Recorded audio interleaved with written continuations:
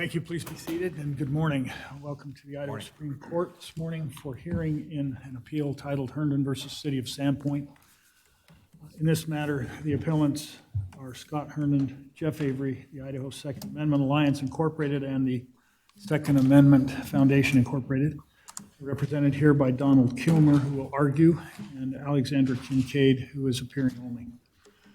Respondents are the City of Sandpoint and Festival of Sandpoint Incorporated. The City of Sandpoint is represented by Catherine Brereton. It's my understanding you'll argue for the respondents primarily. Mr. Arthur Beislein represents the foundation. May argue if there's time remaining. Did I get that right? All right. Counsel, do either of you have any preliminary matters for this court prior to argument? No, Your Honor, none from the appellant. No, Your Honor. Very well. Mr. Kilmer, you may proceed, sir.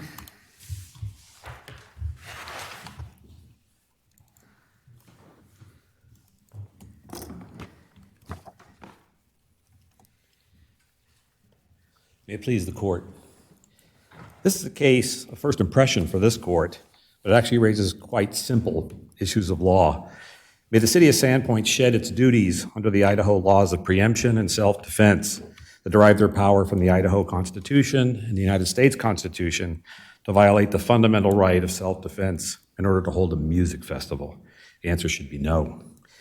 A property law professor might frame the issue for 1L students in property that can the city convey greater rights to a lessee than the rights held by the city, the nominal landlord? Again, the answer is no. War Memorial Field is today, and at all times relevant to this case, public property. City of Sandpoint's government is merely the guardians of a public trust, which means the city government has no power to regulate the public's right to carry firearms for self-defense on public property. This is a right recognized under Idaho law, Idaho Constitution, and the Second Amendment to the United States Constitution. Nor does holding a music festival at the public park, which is also a memorial to fallen servicemen and women, change the status of War Memorial Field to private property. Nor does it change the character of the parcel to something approximating a sensitive place for an exception to public carry, like this courthouse, for example, or K-12 schoolhouse.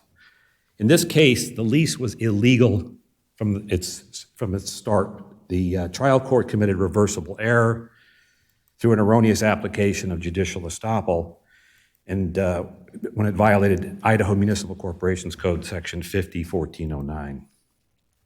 City of Sandpoint was never produced any evidence in this case that they passed a resolution, that they made a finding that the War Memorial Field was not in use for city purposes, or that the lease was on terms that were just and equitable to the public.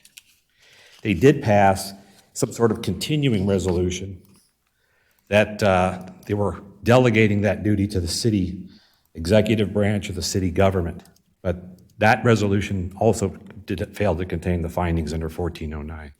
And as the case law has shown, and we cited in our briefs, the disposition of public property in Idaho, whether it's a lease or a full conveyance, is a legislative function that cannot be delegated to an agency or city government.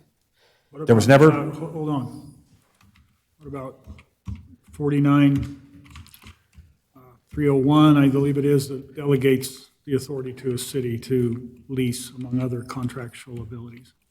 The cities can engage in... 5301, I misspoke. Go ahead. Yes, Your Honor. Of course, the cities can engage in management of public property and act like a landlord for disposition of the property, but they must do so in compliance with Idaho's general laws, including Idaho's general laws on firearms preemption and the regulation of the right to keep and bear arms on public property. But if the City of Sandpoint had a building that it had determined it didn't need to use, and it passed a resolution saying, we don't need this space right now, and we're going to lease it to a private party, does it have the authority to do that? It's assuming it complies with the other general laws of the state of Idaho, yes, Your Honor. Okay. And if that private entity that leases that space, do they have any right to limit public access to the building in terms of firearm possession? No. Why not? Well, because the property remains public property, and the city cannot convey greater rights than it already has. If it's public property to start with, it was never private property.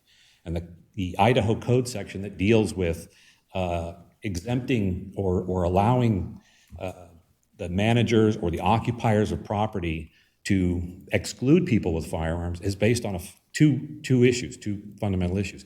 A, it must be private property, and B, there must have been an existing right or a pre-existing right to exclude. Sandpoint doesn't have a pre-existing right to exclude because it's bound by Idaho's preemption doctrine. I want to make sure I understand the implications of how you're framing the issue. At the very beginning, you said that a law professor might frame it as, can a city convey greater rights to a lessee than it already has? Well, using Justice Brody's example, if there was a parcel of property, let's say the city had 50 acres it had purchased to use for development, but later decided it didn't want to develop it, and it sold those 50 acres to someone else, are you saying those 50 acres would be subject to the same rules that the city has in perpetuity, that a private person buying that property wouldn't be able to restrict firearms on it? No, Your Honor, there'd be a fundamental change in the character of the property then. If there's a fee simple sale of previous public property to private property and the new owners are fee simple owners, then they would obviously become private property owners. I agree with that answer, but your framing of the issue is, can a city convey greater rights than it has? So how would that be true then and be consistent with your answer? Well, they would first have to comply, Your Honor, with Idaho's laws on disposition of public property. Of course. They'd have to make the And I'm finding that assuming, for the sake of my example, that it was a completely legal sale. Yeah, well, then to comply with 1409, the city council would have to make a finding that it was just and equitable to sever that land and turn it into private property.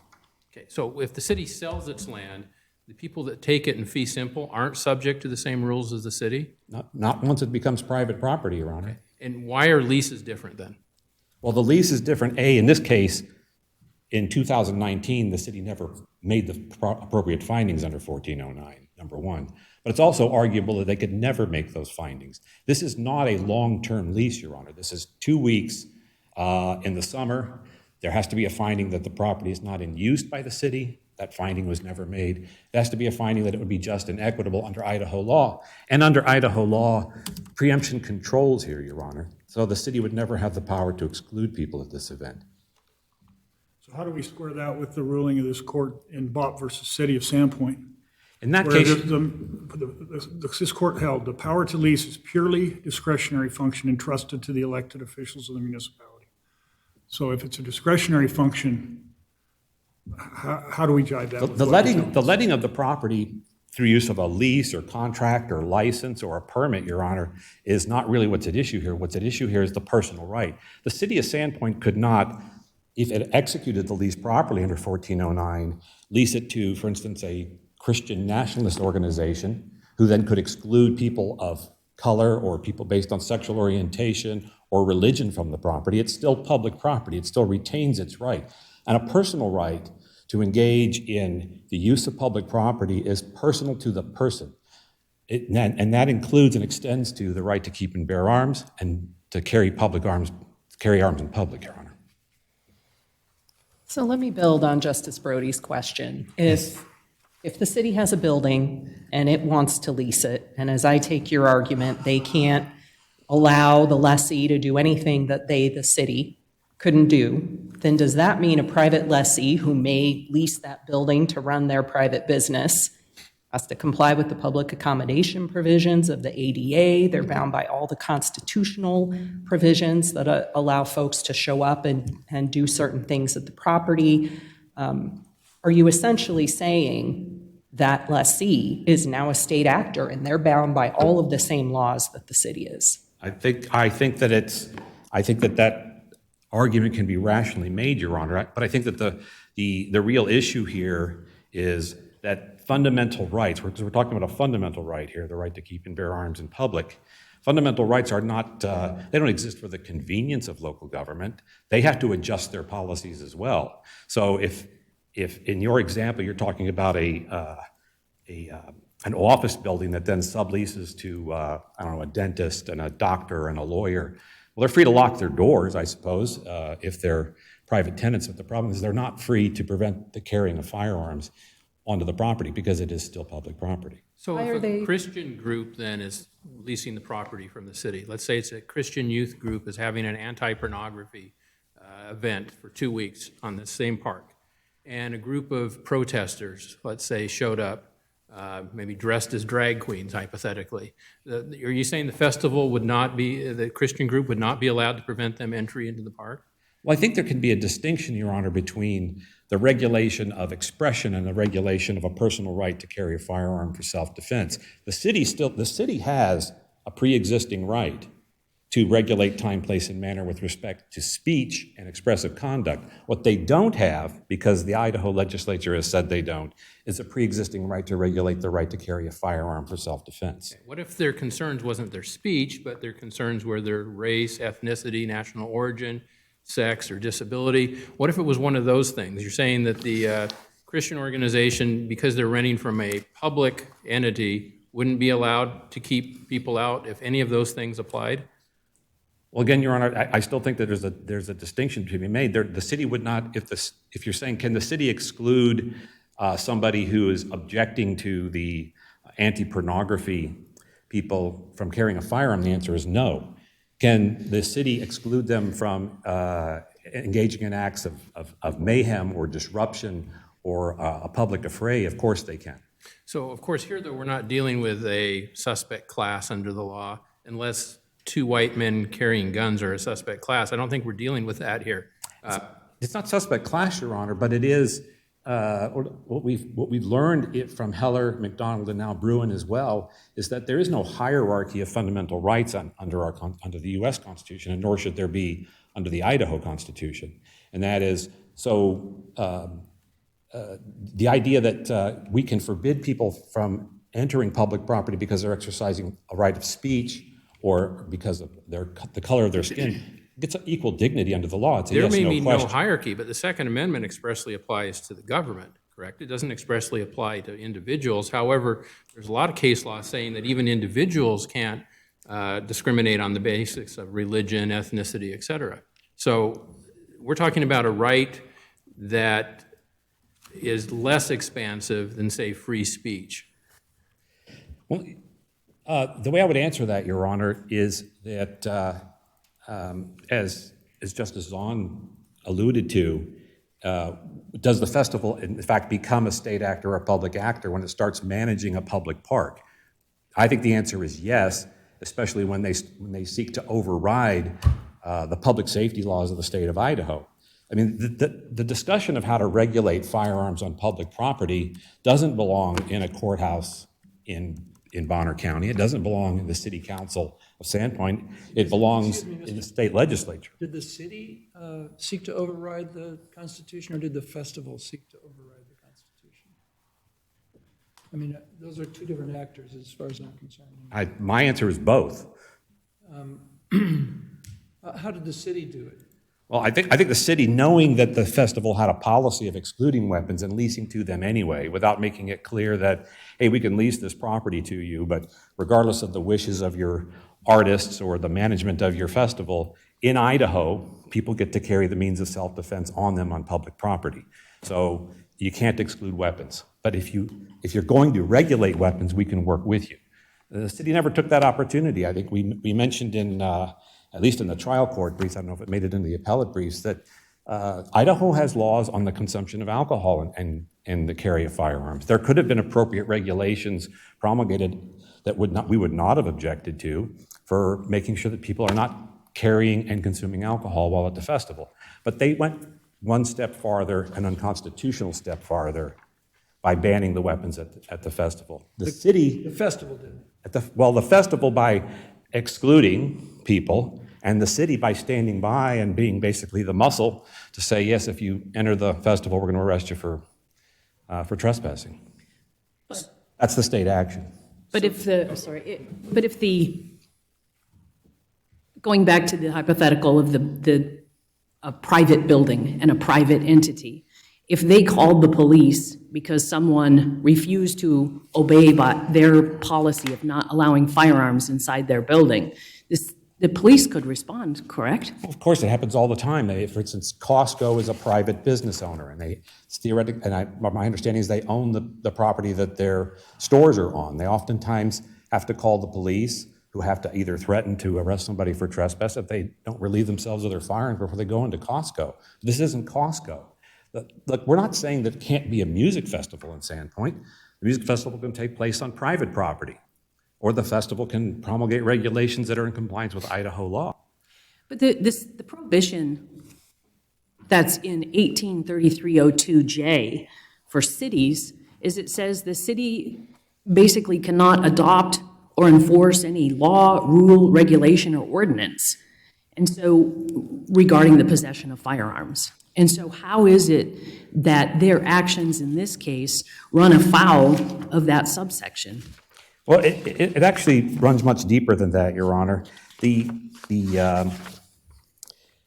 ability of cities to exclude firearms from music festivals and for-pay festivals was actually addressed in the Idaho legislature in 2012. In 2013, I believe Idaho Municipal Corporations Code Section 5308 was amended specifically to redline whether cities could regulate the carrying of firearms at music festivals. And it isn't as if they ignored or they overlooked the issue. They specifically had said cities do not have this power. At the same time, the Idaho weapons carry law was amended to say that the university campuses could exclude firearms from various venues and events. I think there's a requirement that there be more than 1,000 people that be on a university campus. I'd like to ask you about the response you made to Justice Stegner for just a moment. You suggested in your original complaint, in your briefing, and just a few minutes ago, that there's some kind of collusion between the city and the festival. In your brief, you used the word the machinations of the city and the festival.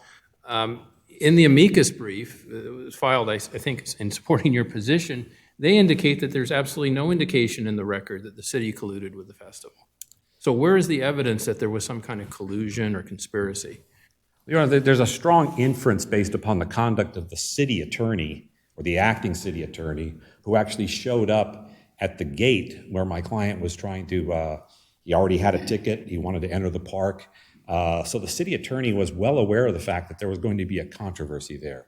The Sandpoint City Police were also in that exact spot on standby to threaten an arrest for trespass if my client decided to go into the festival. So there's a pretty strong inference that this was a policy of the city to pretend like hear no evil, see no evil, speak no evil. This is up to the festival.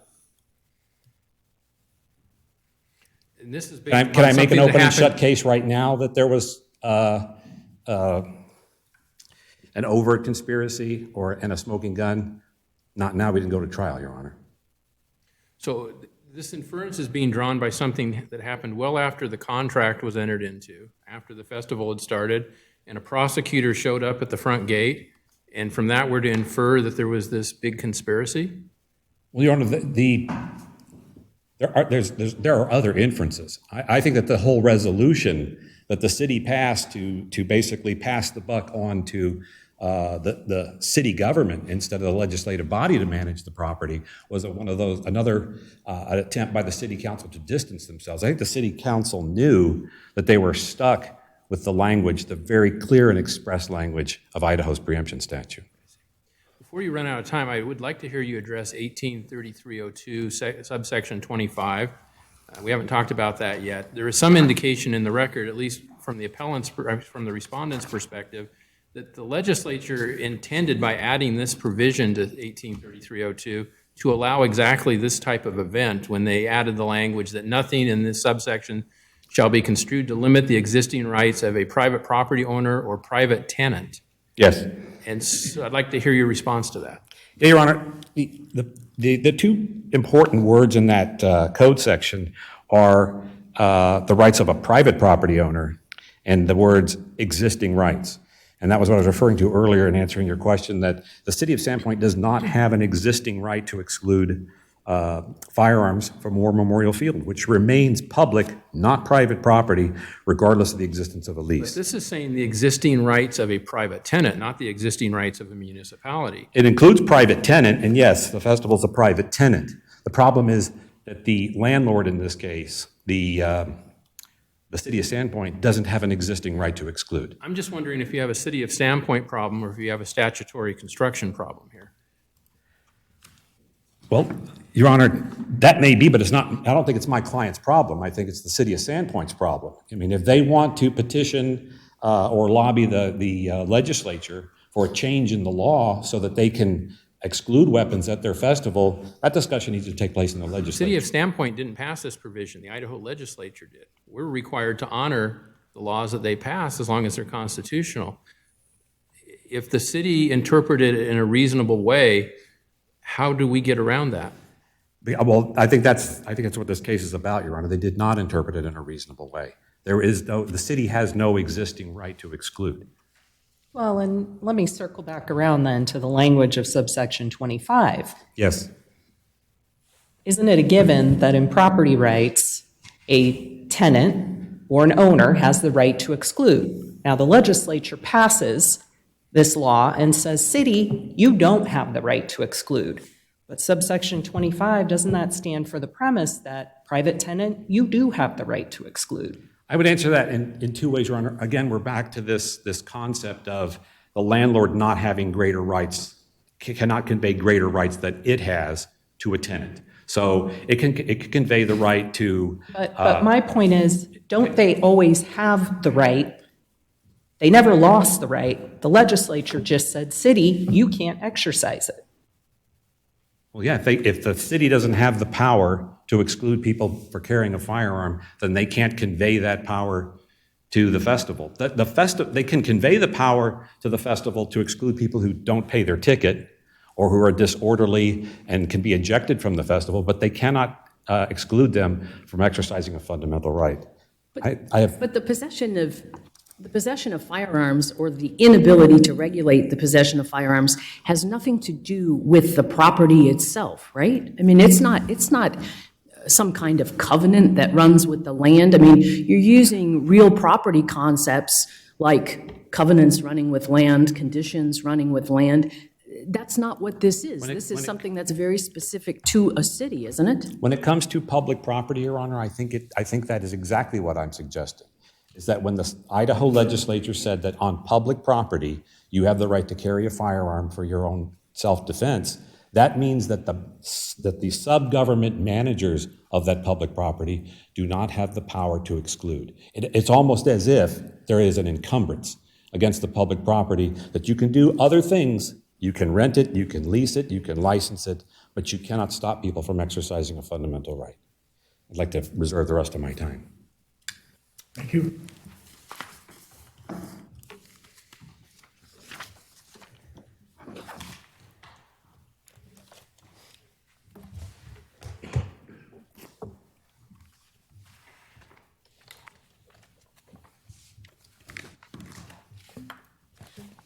Good morning. Chief Justice Bevan, members of the court. I want to begin by addressing gravamen. Can you speak up, please? Sure. Gravamen. This court defines it as a significant issue material to the complaint, to the grievance. What then is the gravamen of this case? Appellants contend in their briefing that it's three different things: judicial estoppel, a lease executed in violation of Idaho law, and the appellant's request for a declaration that the city and the festival acted outside the law and calmly negotiated away the right of self-defense. Those are certainly arguments made by appellants, but such contentions are not the significant issue of this case. Rather, the gravamen of this appeal is waiver. At both the trial court and before this court, appellants have failed to meet their burden to establish error. They have not provided argument supported by authority. allegations unsupported by evidence, legal contentions lacking authority. This has been the hallmark of appellants' prosecution of their claims. On appeal, this is not enough. Neither the city nor the festival have a burden to prove unsupported arguments. The burden to prove error rests at all times and solely with the appellant. Under Rule 35, that burden is met by establishing arguments supported by statutes, authorities, and the record. Otherwise, the claimed error is forfeited. From the beginning, this has been a test case, and as appellants have continually demonstrated, one without a reasonable basis in fact or law. I will begin by addressing appellants' arguments concerning the 2019 lease and the application of judicial estoppel. I will then address the legislature's recognition of fundamental property rights in Idaho Code Section 3302. After that, I will address appellants' waiver of all claims for violation of constitutional rights. And finally, I will address the waiver of any and all objections to the award of attorney's fees. Turning to appellants' arguments concerning the 2019 lease. The attack on the propriety of the lease between the city and the festival centers on the assertion that War Memorial Field can't be designated as a lease because there wasn't a specific resolution passed in 2019. There are numerous issues with appellants' arguments, but this court need only address the simplest problem.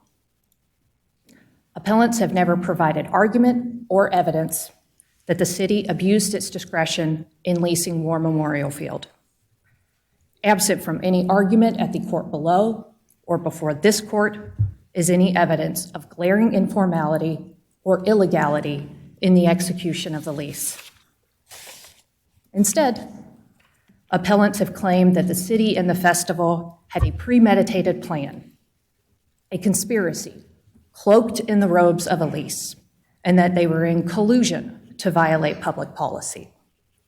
What is glaringly apparent is that appellants make these claims without citing any evidence in the record and without any legal authority to support these claims. Counsel, I understand the argument you're making as to the merits, but I don't understand the argument that you and frankly the district court made on the issue of judicial estoppel.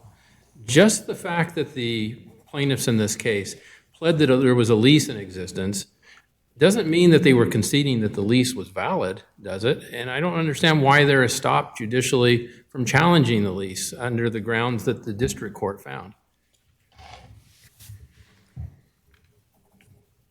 The appellants have misunderstood the invocation of judicial estoppel.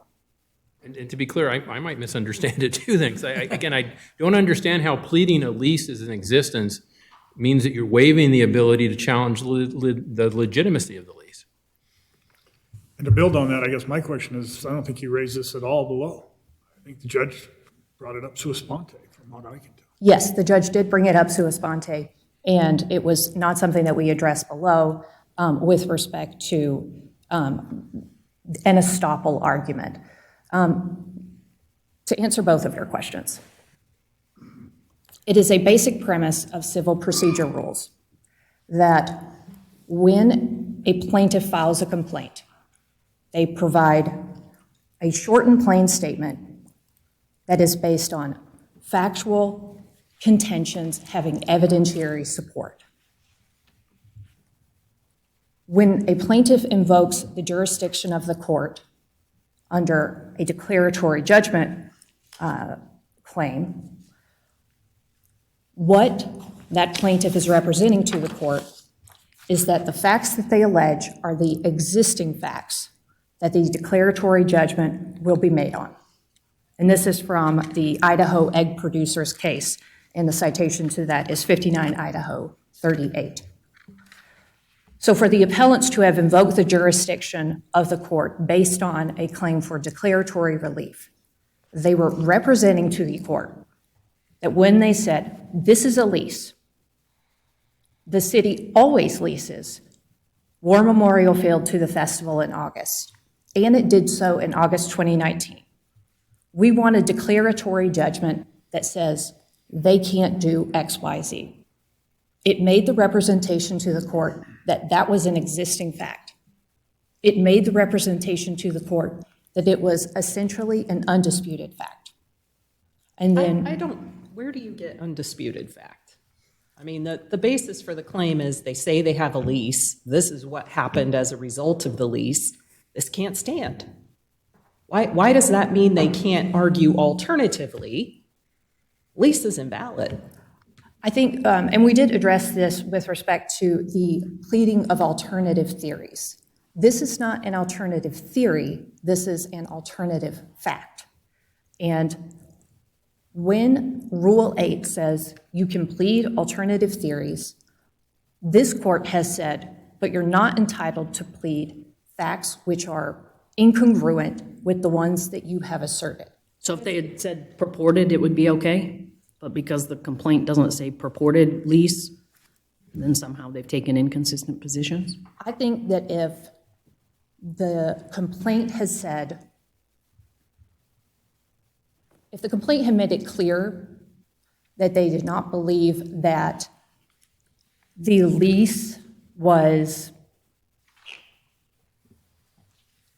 executed in a manner that did not comply with 50-1409, if there had been some sort of allegation that that's where they were going. But that's different than judicial estoppel, isn't it? That's instead an argument that you're raising a second claim that you failed to plead in your complaint. So had the plaintiffs moved to amend to add an additional claim for declaratory judgment that the lease was invalid under 50-1409, would that resolve the issue? And I was just about to say, if they had pled an amended complaint after they had discovered, as they say, this non-compliance with 50-1409, this may not even be an issue. But as I understand judicial estoppel, it arose because litigants were taking differing approaches in subsequent litigation. The best example I can give you is the bankruptcy action in which there's an asset that is a tort claim against a tortfeasor is not listed as an asset in the bankruptcy. And then conveniently that litigant shows up in civil litigation subsequent to being discharged in bankruptcy, and that is playing loose and fast with subsequent litigation. There's no subsequent litigation here. This is, I think, an expansion of judicial estoppel in ways that it was never intended to be expanded. I appreciate that. And I think that the manner in which the trial court understood this court's pronouncements on judicial estoppel, which is that it is not, I don't want to say clear, it's just, I do not think that the cases that relied upon, the McKay case, it talks about taking different positions or gaining an advantage. I don't think that that particular case that the court relied on makes it that it must be completely different proceedings. I will say this, you don't have to reach the issue of judicial estoppel, because what this really comes down to is not whether or not the lease between the city and the festival in 2019 was executed in a manner that complied with 50-1409. Because what this case has always been about is the issue of private property rights and the misunderstanding of private property rights. When the legislature recodified existing law into 1833-02, it clearly recognized the rights of the private tenant. It recognized those rights to exclude. The legislature understood that limiting a city's authority to regulate should not impose a limitation on fundamental property rights, including those rights vested in the private tenant. This is not simply argument by respondents. The version of Idaho Code Section 1833-02 at issue in this case was enacted in 2015. Prior to its passage, legislators were specifically concerned about property rights and ensuring that the statute would not alter the inherent rights of private parties. By the very language in the statute, the legislature intentionally safeguarded the rights of not only the private property owner, but the private tenant as those rights existed in the law. This is a confusion of property rights with a limitation on regulatory authority. There is no authority for the position that a private lessee of public property enjoys any less or different rights than a private lessee of private property. So can the legislature amend 183302 sub 25 to say if you're leasing public property, you can't exclude someone from carrying a firearm? Absolutely. The way that 183302 subsection 25 reads, private property owners, private tenants, a private business entity. If 3302 subsection 25 was meant to be understood as limiting a private tenant's rights leasing public property, it would have said a tenant of private property. Instead, it says private tenant. The festival was a private tenant. But it also talks about existing rights. Yes. Does the city have an existing right when they entered this lease to ban firearms from War Memorial? No. And so how does it become an existing right for the festival to have that existing right brought into fruition? The existing rights of a private tenant are the right to exclude, the right to possession, the right to control the property, and the right to use the property. This is recognized in the law. It is well settled that fundamental property rights encompass these things. Those are the existing rights that the legislature was concerned about. We can see that from the intent of the legislature. The only rational interpretation is that when the legislature said the existing rights of a private tenant, it knew that it was including the private tenant's right to exclude. We can also see this in that limiting a city's regulatory authority to regulate the possession, use, or carrying of firearms flows from the Second Amendment in the Idaho Constitution. But those provisions do not concern private parties. A private party is not subject to a provision that says it cannot exclude firearms from its leased premises. And I want to put this into perspective. This is not simply a situation where the result of this is that a music festival just has to find some bands or artists who don't demand that weapons not be allowed in the venue. Agreeing with the position of the appellants would have serious implications for the people all across this state. And as just one example, people who rent from a public housing authority would have no right to exclude someone from their home carrying a firearm.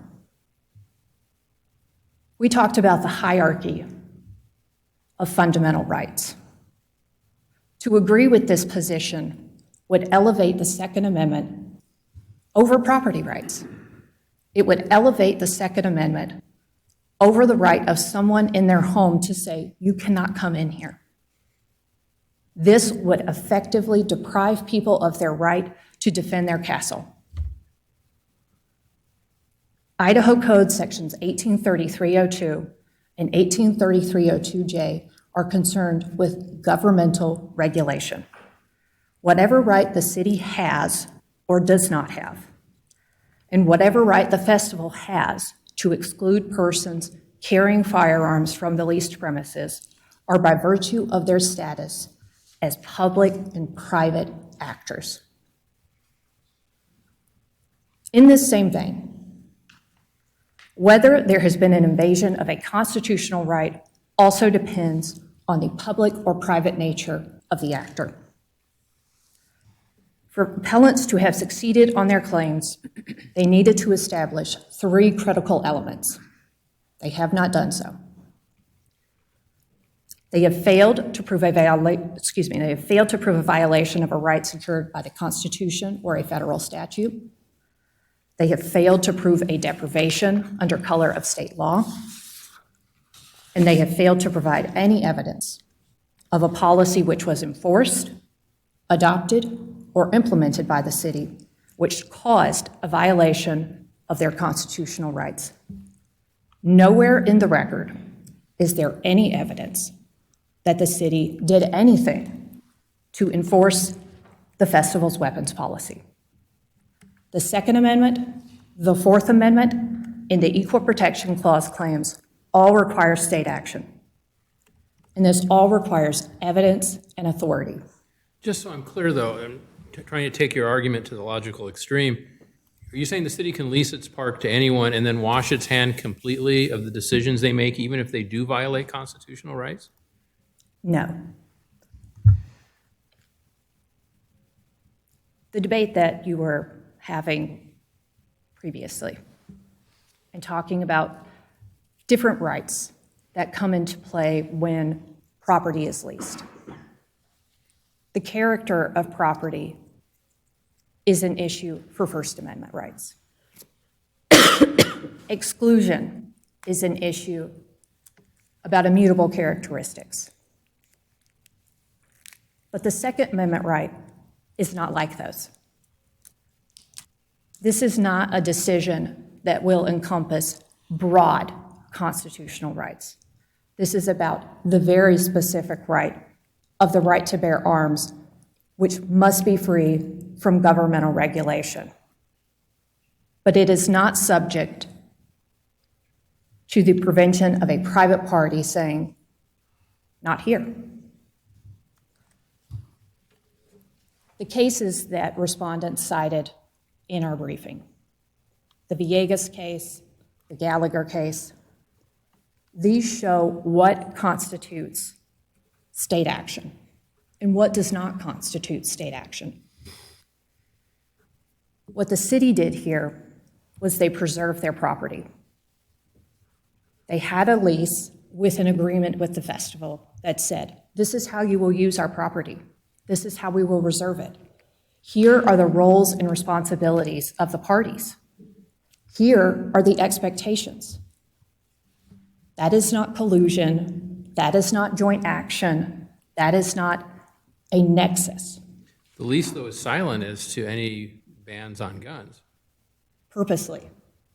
It is That was my next question. Was that intentional? intentional. It is purposely silent because the city does not regulate firearms. The city cannot regulate firearms based on Idaho law. The weapons policy is that of the festival. The festival, as the lessee, has the right to exclude. Could the city put a provision in there preventing the lessor from banning firearms? It's possible. I mean, let's say the city wanted to rent the park out for a pro-Second Amendment rally. Could it do that? If the city wanted to lease its property to the Idaho Second Amendment Alliance, sure.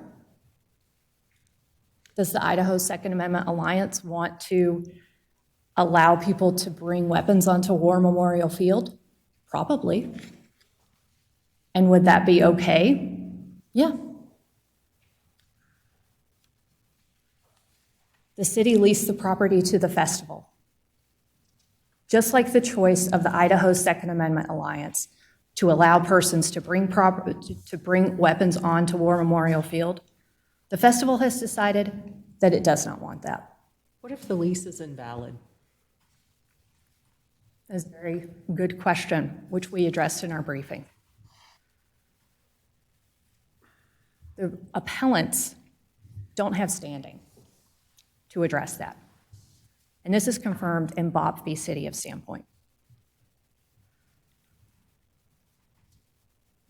Challenging the lease in this case is not a challenge that the appellants have any basis to pursue. What about when you cite the lease as the authority to allow the festival to prevent them from carrying their weapons at the concert? Don't they then have standing to say this lease that you're citing as the ability to prevent me from carrying is invalid? Doesn't that give them standing to challenge the lease? Based on this court's provisions, or excuse me, based on this court's interpretation in Bopp v. City of Sandpoint, I say no. And that's because the court in there made it very clear as to what parties have standing to challenge a lease and what parties have standing to challenge the enactment or the resolution of an ordinance. And in that particular case, it said, this is what you have to have, and that's not present here. This is an attack on the ordinance or the lack of an ordinance, the attack on a resolution or the lack of a resolution, and general taxpayers don't have standing to attack that. And so skipping past the standing issue, if we were to conclude they had standing and we were to conclude the claim was validly raised, and we concluded the lease was invalid for failure to comply with 50-1409, does the festival still get to promulgate or adopt rules prohibiting the plaintiffs from carrying their firearms in the park? I want to make sure I understand your question. If we're assuming that the appellants have standing and everything that they've alleged is correct, and there's law to support all of that, would the festival going forward be able to still have a weapons policy that you could not bring weapons into the festival at Sandpoint? Am I understanding your question correctly? Yes, if there's no valid lease, can the festival still ban the carrying of firearms and be fine under the Constitution? I would say yes, because the leasehold interest is a matter of contract and property rights.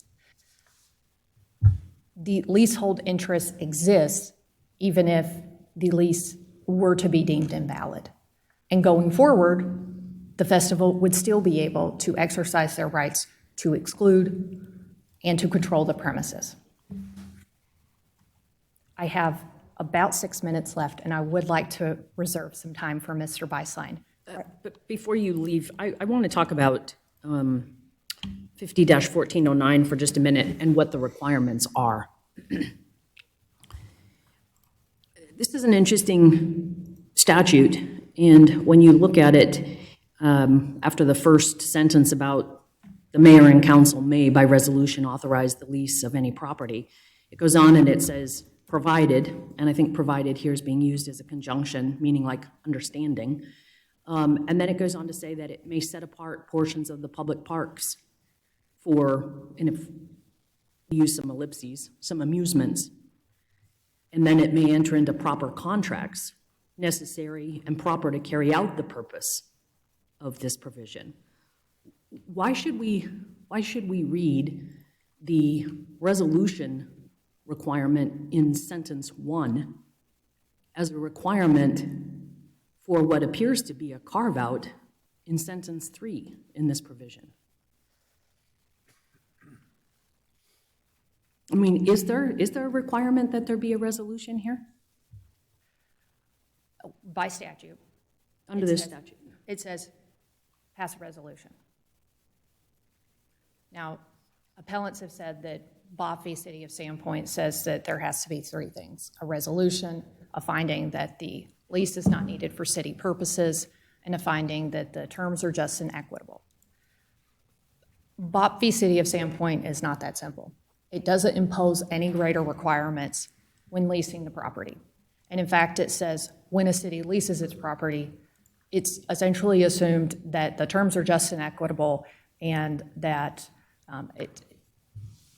it has complied with that provision.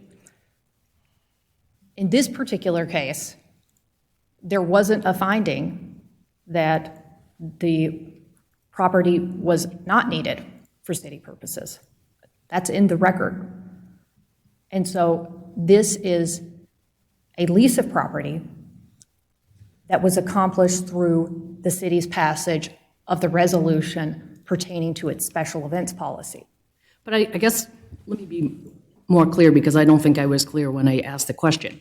Why does the city have to have a finding of not needing the property when the provision says that the city can, from time to time, set apart a park for amusement?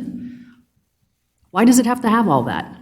Well, I will say this, 501409, the very beginning of that statute, is very similar to, I believe it's 501407. The provisions are almost identical, but 151409 expands and includes things about parks and everything. My best answer for you is that the statute says not needed for city purposes. I believe that there is probably some question there as to if that provision applies if the city does not make a determination that the property is not needed for city purposes. War Memorial Field is frequently used not just for music festivals, but it's used for baseball games and other sporting events, and for all manner of special events. That is why the city promulgated a special events policy, so that it did not have to deal with every single private entity who wanted to use War Memorial Field or any of the other parks that the city owns. Simply leasing the property does not mean, and it does not assume, that that property is not needed for city purposes. So is leasing an entire park the equivalent of a city reserving a pavilion for a church picnic or a family reunion? Will you repeat that? I'm sorry. Is leasing an entire park the equivalent of the common practices of cities reserving a pavilion for like a family reunion or a church picnic or something like that? Well, they're not, certainly those things are distinguishable. They are definitely not the same. But if a... How are they different? Let's say this. If the family who is going to rent out the pavilion, let's say it's a very large family, and they want to reserve all of War Memorial Field plus a pavilion, would that same party have the right to exclude, as the festival does when it leases War Memorial Field? Yes. So your answer is they're not different? They're different in kind, but in the rights that flow to them, on the premise that also the person who is renting out a pavilion has a lease with the city to rent out the pavilion. Is that really a lease or is it a license? That I don't know. We did not address that at the lower court or before this court. The issue wasn't raised. As the facts are of this case, there was a lease. There had been a lease between the city and the festival for years. There was a lease in 2021. There was a lease in 2022. There will be a lease for 2023. And thank you. Time is leaving no time for Mr. Beislein. Madam Clerk, how much time is left for the appellant's for rebuttal? 8 minutes, Sir?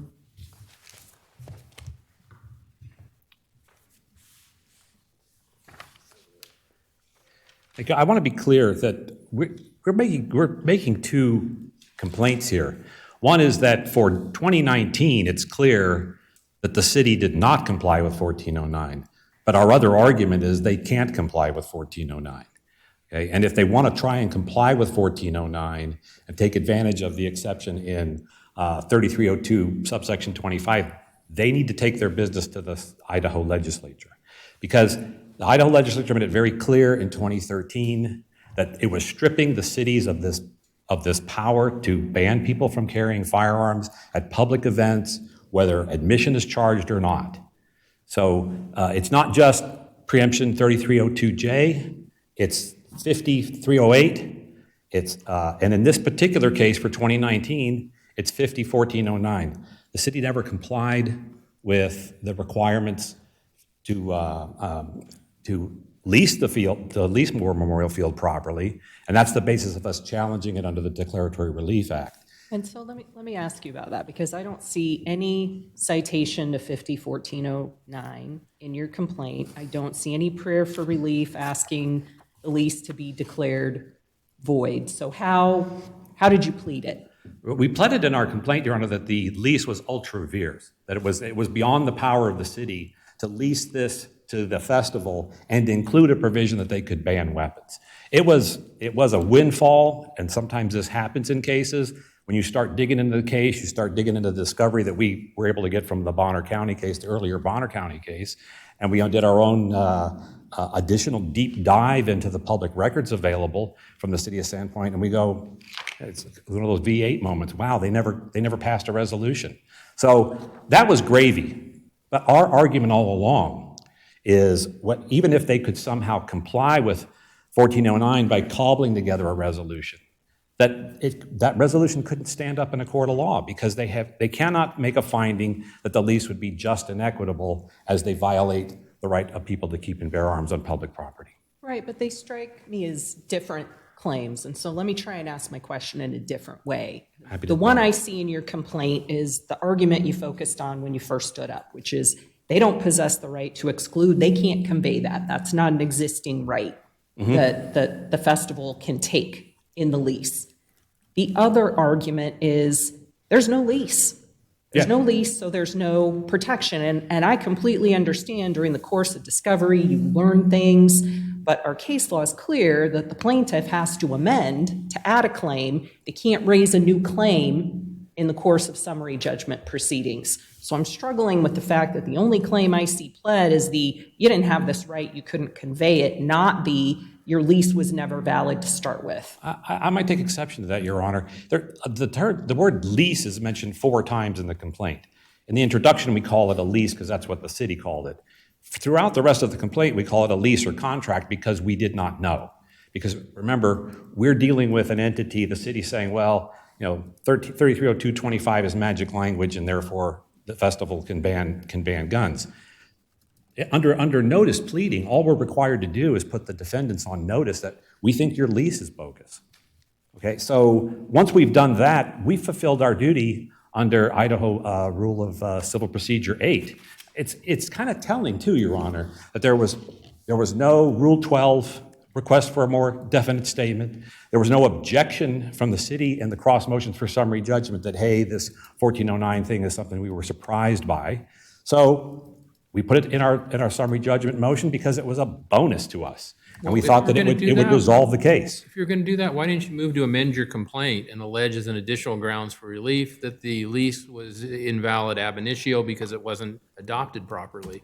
Instead, your complaint alleges concerns about a provision of the lease, not the lease itself, or the lack of a provision, or the fact that the lease was going to be used in a way that violated the law. There was no indication that you were going to contest the legitimacy of the lease. I believe that's exactly what we were contesting. The legitimacy of the lease as to how it was adopted. There's no indication of that in the complaint. It would have been very easy to amend your complaint to do that, I would think. Well, even under the Idaho Rules of Civil Procedure, you're allowed to even amend on the fly to conform to proof. Such amendments are to be liberally granted, right? Exactly. So in this instance, Your Honor, the first time that we heard that, hey, we're surprised by 1409 was from the court, okay? Which is why we raised unclean hands for the first time in the appellate courts, because we were done in the trial court. So the City of Sandpoint knew all along that they had not complied with 1409. And I kind of take a little bit of exception to the interpretation of Bopp versus Sandpoint. Bopp versus Sandpoint found that the city had in fact complied in order to lease. I think it was a tramway or a bridge that was being rebuilt. Okay, so it also made findings as to standing. My clients have standing here because I'm looking at BOP at the moment. I think it says our review of the record fails to disclose any such allegations by the appellant, allegations about the lease being just and equitable. As a result, we conclude that appellant has likewise failed to state a cause of action relating to the validity of the lease. That's under Bob. We alleged facts and provided evidence that the lease was not just and equitable because it deprived people of their right to keep and bear arms by coming onto the festival. Before you run out of time, counsel, could you address the arguments made by the respondents that your client has waived the attorney's fees issue by paying it?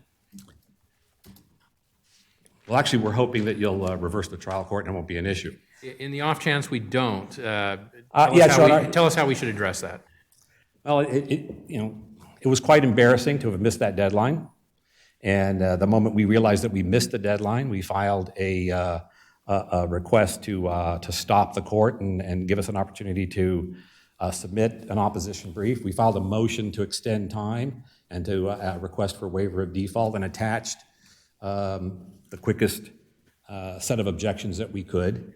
The court ultimately took, I think, 60 days to deny our request for an extension of time before it issued the attorney's fees motion. So I'm finding it hard to believe that the court exercised proper discretion in denying our request. But our jurisprudence is that if you pay the judgment, it moots the question.